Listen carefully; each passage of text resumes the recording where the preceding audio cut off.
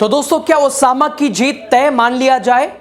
मां, दादी और चाचा के साथ पूरा गांव मैदान में, बीजेपी के उड़े होश, सब पर भारी पड़े ओसामा। खबर आपको बताएंगे, लास्ट तक बने रहिए। आप देख रहे हैं द राजनीति बिहार का विशेष सेगमेंट। मैं हूं आपके साथ यासूब रजा। दोस्तों, बिहार की सियासत में आज एक नई कहानी लिखी जा रही है। सिवान की रघुनाथपुर सीट पर बाहुबली की विरासत अब बेटे के कंधों पर है और बेटे ने बखूबी उसकी जिम्मेदारी निभाई है। हालात, तस्वीरें, नजरिए सब कुछ ऐसे ही बता रहे हैं। शहाबुद्दीन के बेटे ओसामा मैदान में और पूरा परिवार, पूरा गांव उनके साथ खड़ा दिखा। उनकी दादी, 95 साल की दादी से लेकर उनकी मां, उनके चाचा, गांव की हर गली में बस एक ही चर्चा, ओसामा की जीत तय, ओसामा की जीत तय, ओसामा ओसामा ओसामा। दोस्तों, बिहार में पहले चरण का मतदान जारी है, अंतिम दौर चल रहा है।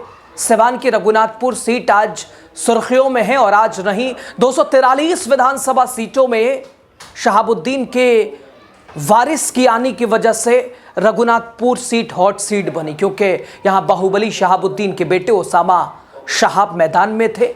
उनकी मां, दादी, पूरा गांव उतरा उनके समर्थन में। अब सवाल उठ रहा है, क्या ओसामा की जीत तय?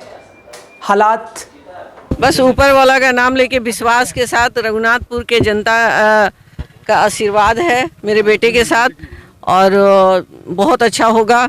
और 14 तारीख को रिजल्ट आएगा, आप लोग आइएगा। हवाएं क्या बता रही हैं? बिहार विधानसभा चुनाव के पहले चरण में आज 18 जिलों की 121 सीटों पर सुबह 7 बजे से ही वोटिंग जारी है। चुनाव आयोग के अनुसार शाम 5 बजे तक औसतन 60.18% मतदान हो चुका है।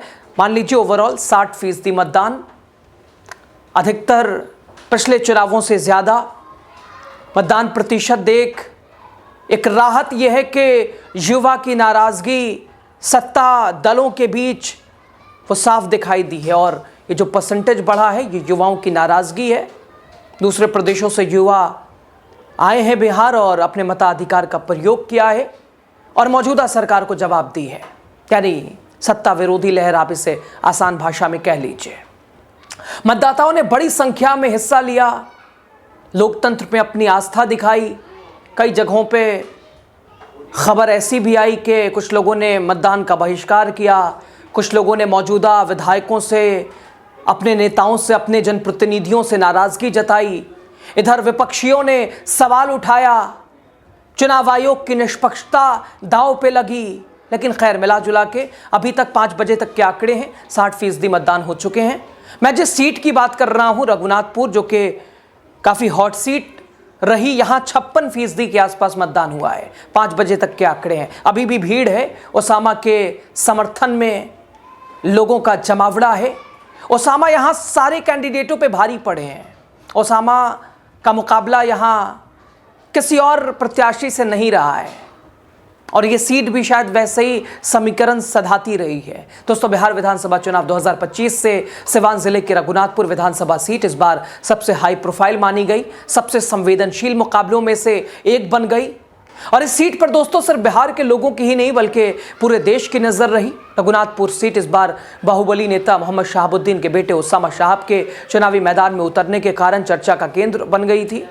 रघुनाथपुर विधानसभा सीट के लिए सुबह 7 बजे से मतदान शुरू हुआ। पहले ही कई मतदान केंद्रों पर वोटरों की लंबी लंबी कतारें देखने को मिली और जब मतदान अंतिम चरण में है, मतदान का अंतिम दौर चल रहा है, वाइंड अप की ओर मतदान चल पड़ा है, तो ऐसे में अभी भी मतदान केंद्रों पर भीड़ वैसी उमड़ी दिखाई दे रही है। मतदान को लेकर महिला मतदाताओं में भी बहुत ज़्यादा उत्साह है। हिना शहाब को लेकर भी महिला मतदाताओं में खासा उत्साह दिखा है और वो ओसामा को उसका फायदा होता दिखाई दिया है। रघुनाथपुर सीट पर पिछले 2 बार से आरजेडी का यहां कब्जा रहा है और इस वजह से भी आरजेडी यहां मजबूत रही है। समीकरण भी ऐसे ही हैं, आरजेडी के पक्ष वाले हैं, महागठबंधन के पक्ष वाले हैं। इससे पहले हरिशंकर यादव ने 2020 में लोजपा के उम्मीदवार को बड़े अंतर से हराया था। इस बार आरजेडी ने अपने वर्तमान विधायक को, यानी ये कह लीजिए कि खुद विधायक ने शहाबुद्दीन के बेटे को अपनी पगड़ी पहनाई, आगे किया। हरिशंकर यादव पीछे हटे। शहाबुद्दीन के बेटे ओसामा शहाब चुनावी मैदान में आए। आरजेडी के टिकट पर बड़ा राजनीतिक दाव आरजेडी ने भी खेला और इस सीट को हॉट सीट बना दिया। सिवान के रघुनाथपुर विधानसभा सीट पर आज जो नज़ारा देखने को मिला उसने सबका ध्यान खींच लिया। आरजेडी के टिकट पर शहाबुद्दीन के बेटे ओसामा शहाब चुनावी मैदान में और पूरा परिवार उनके समर्थन में उतर आया। ओसामा की 95 साल की दादी व्हील चेयर पर मतदान करने पहुंची और वहीं ओसामा शहाब की मां हिना शहाब भी चुनावी मैदान में नजर आई और खुद ओसामा के पिता शहाबुद्दीन के भाई ओसामा के चाचा गयासुद्दीन ओसामा भी चुनावी मैदान में आए। उन्होंने भी साध दिए निशाने उन सभी पर, चाहे वो एक रंगी हो, दो रंगी हो, तीन रंगी हो, सभी को लपेट दिया शहाबुद्दीन स्टाइल में। गयासुद्दीन ओसामा शहाबुद्दीन के भाई ओसामा के चचा आज दिखाई दिए, मतदान करने निकले थे। पत्रकारों ने पूछा, भाई भतीजा मैदान में है? बोले कि सब पीछे पड़े इस सीट के, न जाने क्या क्या बोला और ऐसा कैसे बोला। ये हम लोग सोचने पे मजबूर हो जाते हैं कि आखिर इसकी वजह क्या है। दोस्तों, सिवान के रघुनाथपुर विधानसभा सीट से आरजेडी के उम्मीदवार ओसामा शहाब को लेकर विपक्षी दलों के नेताओं द्वारा क्या कुछ नहीं बोला गया, कहां कहां से नहीं मिलाया गया। अभी हाल ही में हेमंत बिस्वा शर्मा को आपने सुनाई, ऐसा बयान, साहब क्या ही बोला जाए, सर पीटने का दिल। और यहां ओसामा के चचा गयासुद्दीन शहाब भी वही कह रहे हैं, अगर ये मंत्री कहीं और गए होते, ये नेता कहीं और गए होते तो क्या ऐसा ही कहते जैसे यहां इन्होंने कहा, और कहीं ऐसा क्यों नहीं इन्होंने कहा। लेकिन वो रघुनाथपुर विधानसभा में आकर उनके खिलाफ ऐसा उन्होंने क्यों बोला, आखिर क्यों, ये ओसामा के चाचा आज पूछ रहे थे।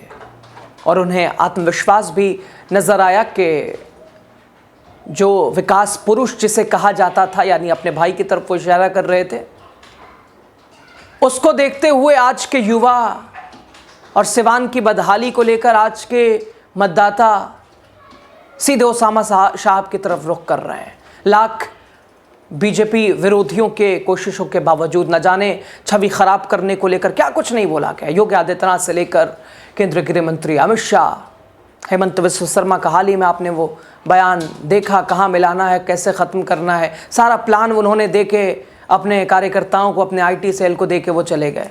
खैर, ओसामा एक युवा नेता है, ये गयासुद्दीन ओसामा कह रहे हैं विकास करेगा, पूरा भरोसा है। और ये लोग जो आकर निशाना जिन्होंने साधा, न जाने क्या क्या बोला, ओसामा के चाचा बोल रहे हैं कि ये अपने ऐप छुपाने के लिए दूसरे लोगों के ऊपर इस तरह से उन्होंने टिप्पणी की है।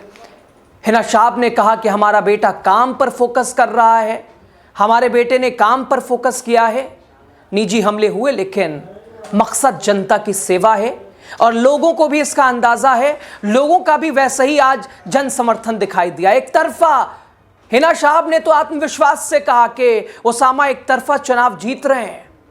हालांकि हिना शहाब सिवान संसदीय क्षेत्र से लगातार चुनाव लड़ती रहीं। 2009 से लेकर 2014, 2019 आरजेडी के टिकट पे चुनाव हारी, 2019 तक चुनाव हारी, 2024 में निर्दलीय चुनाव लड़ी, लेकिन फिर भी परिणाम उनके पक्ष में नहीं रहा।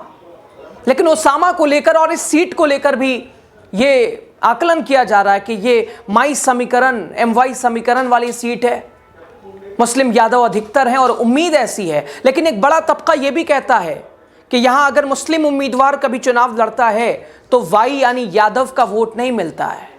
लेकिन ओसामा ने उस तमाम तर्क, उन तमाम समीकरणों को तोड़ दिया है और वो सारे समीकरणों को साध कर विरोधियों को जवाब दे दिया है।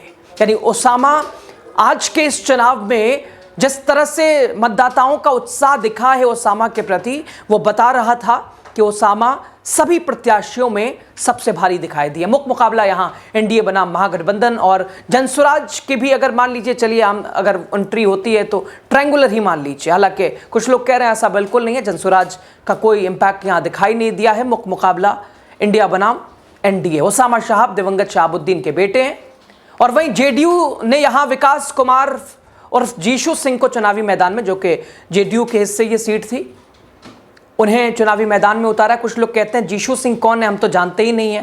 कहाँ से इन्हें एनडीए ने टिकट दे दिया, हम तो पहचानते ही नहीं हैं। और इसका भी फायदा उसामा को मिला है। बल्कि जनसुराज के राहुल कृति की कुछ लोग कह रहे हैं कि लोकप्रियता है, और शायद जनसुराज के संस्थापक ने यही तो देखा है, कहीं कहीं टिकट बेचा है, कहीं लोकप्रियता के नाम पे चुनाव लड़ा है। लेकिन फिर भी ऐसा नहीं किया कृति सिंह ने कि उसामा को नुकसान पहुंचा हो, उसामा के वोट बैंक पे असर पड़ा हो।